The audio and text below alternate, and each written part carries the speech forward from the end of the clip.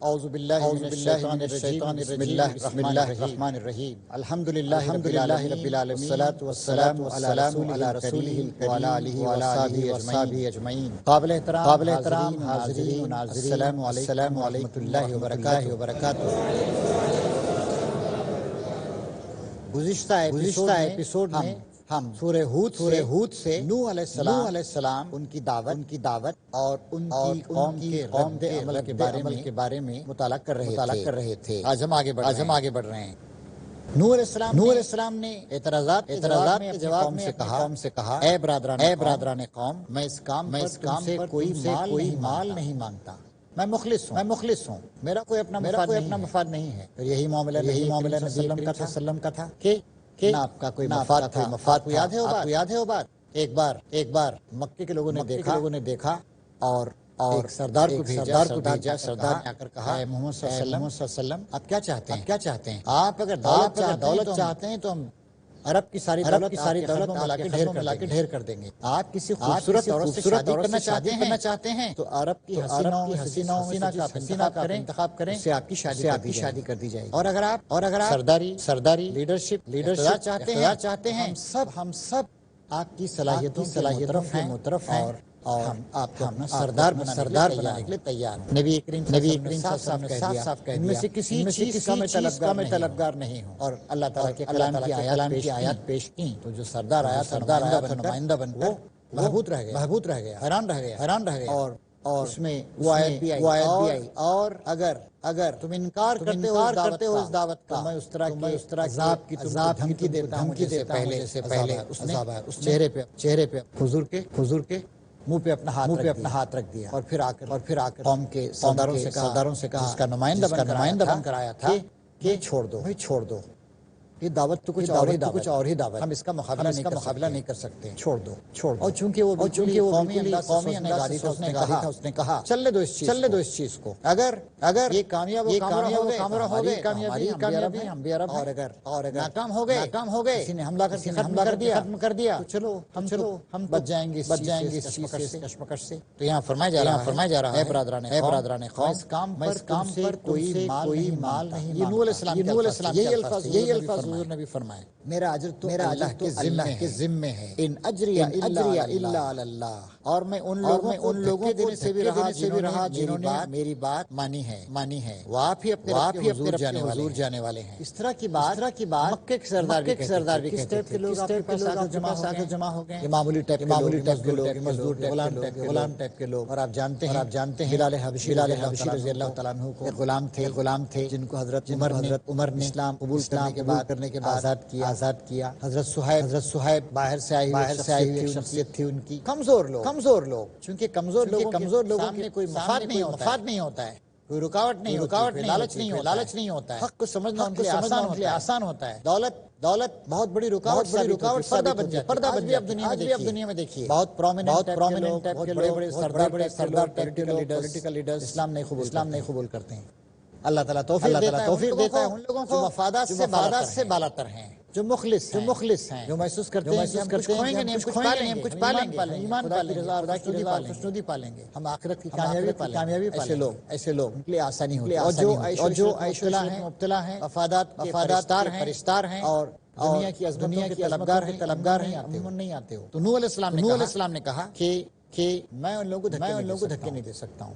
اور حضور اکرم صلی اللہ علیہ وسلم لوگ کہتے تھے مکے کے سردار کس ٹائپ کے لوگ آپ کے پاس ہٹائیے تو ہم آئیں گے۔ حضور نے کہا کہ نہیں، میری اوپر کوئی ذمہ داری نہیں، میں سب کے سامنے دعوت پیش کرتا ہوں۔ بلکہ ایک بار ایسا ہوا عبداللہ بن ام مکتوم، وہ جو سردار نہیں تھے اور وہ اندھے بھی تھے، وہ ایک بار نبی کریم تشریف لائے ابن ام مکتوم۔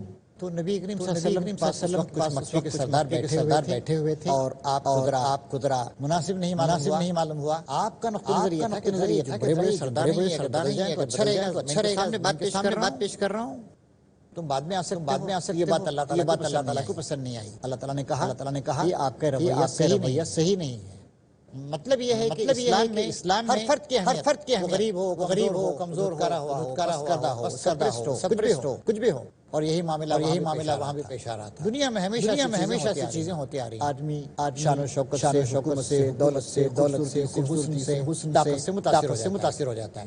اور انبیاء کرام کی جو لوگ مخالفت اکثر وہ لوگ بڑے لوگ ہوتے ہیں، خوشحال لوگ ہوتے ہیں، طاقتور لوگ ہوتے ہیں، صاحب اقتدار لوگ ہوتے ہیں۔ پھر فرمایا نوح علیہ السلام نے مگر میں دیکھتا ہوں تم لوگ جہالت برت رہے ہو، اور اے قوم اگر میں ان لوگوں کو دھتکار دوں تو خدا کی پکڑ سے کون بچانے آئے گا؟ تم لوگوں کی سمجھ میں اتنی بات بھی نہیں آتی، اور میں تم سے نہیں کہتا کہ میرے پاس اللہ کے خزانے ہیں۔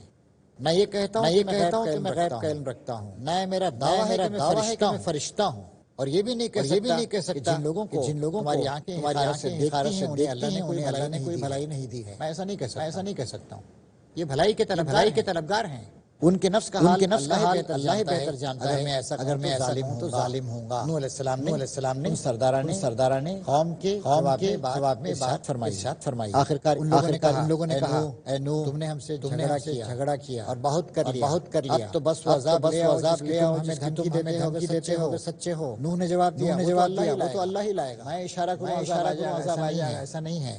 وہ تو اللہ ہی لائے گا اگر چاہے گا، اور تم اتنا بل بوتا نہیں رکھتے کہ اسے روک دو۔ اب اگر میں تمہاری کچھ کرنا بھی چاہوں تو میری خیر خواہی کوئی فائدہ نہیں دے سکتی۔ جب اللہ نے ارادہ کر لیا ہو، اللہ نے ارادہ کر لیا ہو، یہ تمہارے مسلسل انکار، تمہاری کٹھجتی اور تمہاری شرارتوں کی وجہ سے اللہ تعالیٰ نے جب فیصلہ کر دیا کہ مانیں گے نہیں یہ لوگ، وہی تمہارا رب ہے، اسی کی طرف تمہیں پلٹنا ہے۔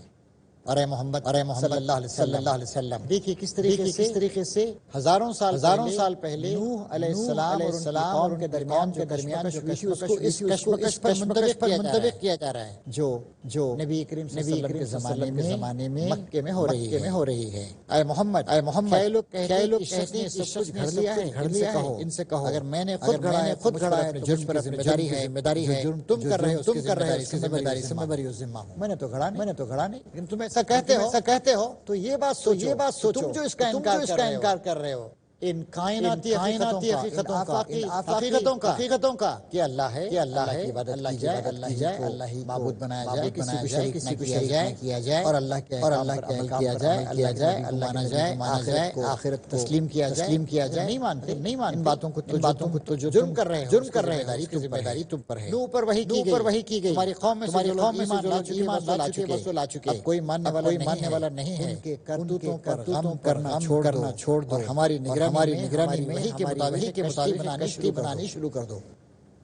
فیصلے کے دن قریب آ رہے تھے، اور دیکھو جن لوگوں نے ظلم کیا ہے ان کے حق میں مجھ سے سفارش نہ کرنا، میں فیصلہ کروں گا۔ آئے گا طوفان نوح، یہ سارے کے سارے ڈوبنے والے ہیں۔ بتا دیا اللہ نے پہلے نوح علیہ السلام نوح کشتی بنا رہا تھا، قوم کے سرداروں میں سے جو کوئی اس کے پاس سے گزرتا تھا وہ اس کا مذاق اڑاتا تھا۔ آگے چل کر کیا ہونے والا ہے نوح علیہ السلام کو معلوم تھا ان کی قوم کی دانشمند دولت سرداروں کو اس کا علم نہیں تھا۔ اس نے کہا اگر تم ہنستے ہو تم پر ہنس رہے ہیں، ان قریب خود معلوم ہو جائے گا کہ کس پر وہ عذاب آتا ہے جو اسے رسوا کر دے گا، اور کس پر وہ بلا ٹوٹ ٹالے نہ ٹلے گی۔ دنیا میں اکثر ہوتا ہے، حق اور باطل جب بھی کشمکش نوح علیہ السلام کے زمانے میں ہوئی ہو یا نبی کریم صلی اللہ علیہ وسلم کے زمانے میں ہوئی ہو۔ دیکھیے جو لوگ 10-12 سال کی کوششوں کے باوجود مذاق اڑا رہے تھے، نہیں مان رہے تھے، 2-4 سال عذاب آیا، اسلام سربلند ہوتا چلا گیا، مخالفین سارے کے سارے ختم کر دیے گئے۔ تو اس طریقے سے آدمی حیات دنیا کے ظاہری پہلو پہ توجہ دیتا ہے، اللہ تعالیٰ کے فیصلے ہو رہے ہیں، اس کا اکثر اس کو علم نہیں ہوتا ہے۔ تو نوح علیہ السلام مذاق اڑانے لگے کہ زمین پہ کشتی چلائیں گے۔ نوح علیہ السلام نے کہا ہنس رہے ہو آج ہم پر، ہمیں مجنون پاگل سمجھتے ہو، لیکن ہم بھی تم پہ ہنس رہے ہیں، کیونکہ تمہارا جو انجام ہونے والا تم کو معلوم نہیں ہے۔ حاضرین اس وقت ایک وقت بریک کے بعد انشاءاللہ نوح علیہ السلام کا سبق آموز واقعہ جس کو اللہ تعالیٰ منتبہ کر رہا ہے نبی صلی اللہ علیہ وسلم کے حالات پر، انشاءاللہ اس کا مطالعہ جاری رہے گا۔ حاضرین و ناظرین بریک کے بعد سب کا دوبارہ خیر مقدم ہے۔ آئیے اس سے نوح سے مزید ہدایت اور موعظت حاصل کرنے کی کوشش کریں، یہاں تک کہ جب ہمارا حکم آ گیا، اللہ تعالیٰ کی طرف سے جو عذاب طوفان نوح کا حکم تھا اور تنور ابل پڑا۔ مفسرین نے اس کے بارے میں بہت ساری باتیں بتائی۔ مختصر یہ ایک تنور وہ ہوتا ہے جس میں چولہا ہوتا ہے، روٹیاں پکائی جاتی ہیں۔ تو پانی کہاں سے ابھرا شروع میں؟ تنور سے، جو آگ کی جگہ ہوتی ہے وہاں سے ابھرا۔ آدمی اندیشہ نہیں کر سکتا یہاں سے پانی نہیں، چولہا آگ یہاں پر جلتی رہتی ہے۔ جب ہمارا حکم آ گیا، تنور ابل پڑا، تو ہم نے کہا ہر قسم کے جانوروں کا ایک جوڑا کشتی میں رکھ لو، اپنے گھر والوں کو بھی، سوائے ان اشخاص کی نشاندہی پہلے کی جا چکی ہے۔ نوح علیہ السلام کا بیٹا باغی تھا، اسلام کو نہیں تسلیم کیا۔ نوح علیہ السلام کی بیوی وہ بھی باغی تھی، اس دین کو قبول نہیں کیا۔ بتا دیا یہ لوگ تمہارے ساتھ نہیں چلیں گے کشتی میں۔ اپنے گھر والوں کو سوار کرا دو، سوائے ان لوگوں کو بتا دیا گیا، اور ان لوگوں کو بھی بٹھا لو جو ایمان لائے ہیں، اور تھوڑے ہی لوگ کے ساتھ ایمان لائے تھے۔ نوح نے کہا سوار ہو جاؤ، اس میں اللہ ہی ہے، اس کا چلنا بھی، ٹھہرنا بھی میرا رب بڑا غفور و رحیم ہے۔ نوح علیہ السلام کے واقعات کا اگر ہم تاریخ کا جائزہ لیتے ہیں تو معلوم ہوتا ہے کہ اس وقت ساری انسانی آبادی ایک محدود علاقے، بہت پرانا زمانہ ہے، پری ہسٹوریکل پیریڈ۔ اور کچھ مفسرین کا خیال ہے عراق کا بالکل شمالی علاقہ، کوہ جودی، کوہ ارارات وغیرہ۔ بائبل کے بیان سے کچھ غلطفہمیاں پیدا ہوتی ہیں۔ بائبل نے کہا ہے کہ نوح علیہ السلام اور ان کے بیٹے اور بہویں اس میں سوار ہوئی، لیکن قرآن اس کی تصدیق نہیں کرتا، بلکہ قرآن شریف یہ کہتا ہے کہ اہل ایمان جتنے لوگ ایمان لائے اس میں بٹھا لیے گئے۔ اور چونکہ انسانی آبادی محدود علاقے دنیا میں نہیں پھیلی تھی، 50,000 سال پہلے کا زمانہ ہو سکتا ہے۔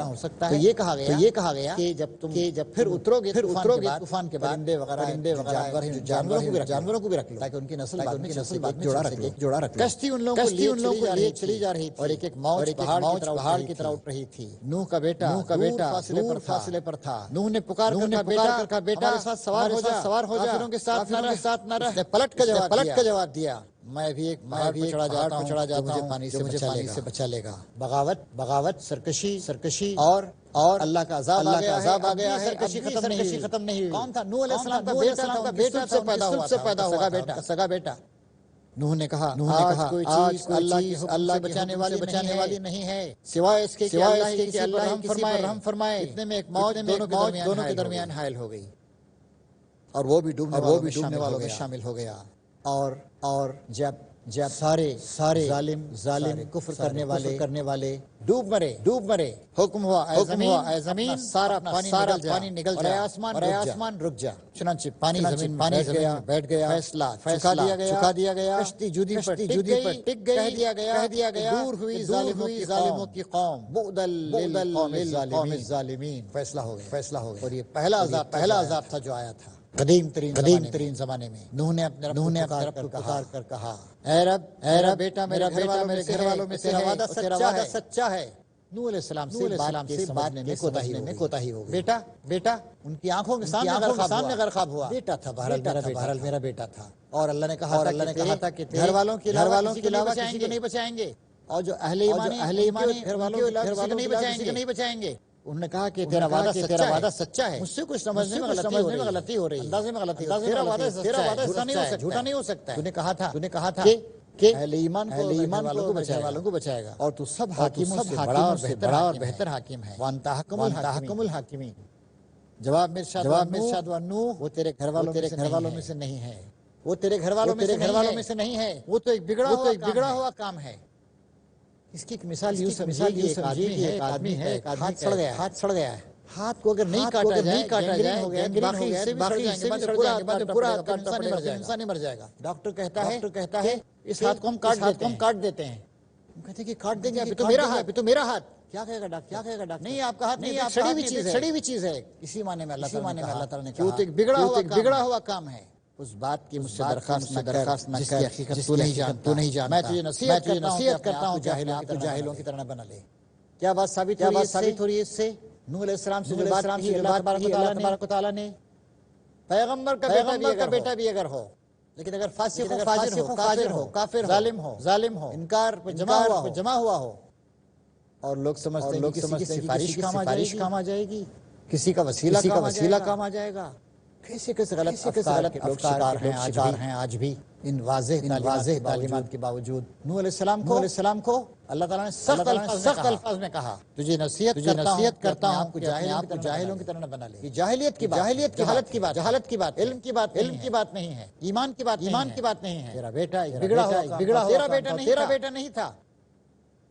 دنیا میں بیٹے بھی ہوتے ہیں، بیٹیاں بھی ہوتی ہیں، شوہر بھی ہوتے ہیں، لیکن اسلام کا رشتہ اتنا اونچا ہے۔ اسلام رشتوں کو ختم کر دیتا ہے۔ جہاں کفر ہو، جہاں جہالت ہو، جہاں انکار ہو، جہاں بغاوت ہو، سرکشی ہو، ایک مومن کا اس سے کوئی تعلق نہیں ہوتا ہے۔ اور اس کا نمونہ دکھایا صحابہ کرام نے مدینے کی زندگی میں۔ نوح نے فوراً علیہ السلام کو فوراً تنبیہ ہو گیا، خیال آ گیا، اے میرے رب انی اعوذ بک ان اسألک ما لیس لی بہ علم وإلا تغفر لی وترحمنی اکن من الخاسرین۔ اے میرے رب میں تیری پناہ مانگتا ہوں اس بات سے کہ تجھ سے وہ چیز مانگوں جس کا مجھے علم نہیں ہے۔ اگر تو نے مجھے معاف نہ کیا، رحم نہ فرمایا تو میں برباد ہو جاؤں گا۔ اللہ تعالیٰ کے بندے کو ہمیشہ اللہ تعالیٰ کرنا چاہیے۔ کوئی غلطی ہو جائے، متنبہ ہو جائے، وہاں تو معاملہ اللہ کا اور اللہ کے نبی کا تھا۔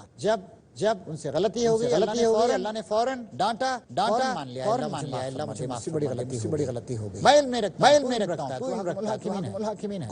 اور ظاہر ہے ہمارے براہ راست کوئی بات نہیں آئے گی، لیکن اللہ نے قرآن دیا ہے، حدیث دی ہے، نبی کا طریقہ دیا، اس سے واقف ہونا چاہیے۔ اور جیسے ہم اس بات کا احساس غلطی کر دی تو فوراً معافی چاہیے۔ حکم ہوا نوح اتر جا، ہماری طرف سے سلامتی اور برکتیں تجھ پر اور ان گروہوں کو جو تیرے ساتھ ہیں۔ اس سے بائبل کی اس بات کی تردید ہوتی ہے صرف نوح علیہ السلام اور بیٹے اور ان کی بہنیں اس میں تھے، نہیں۔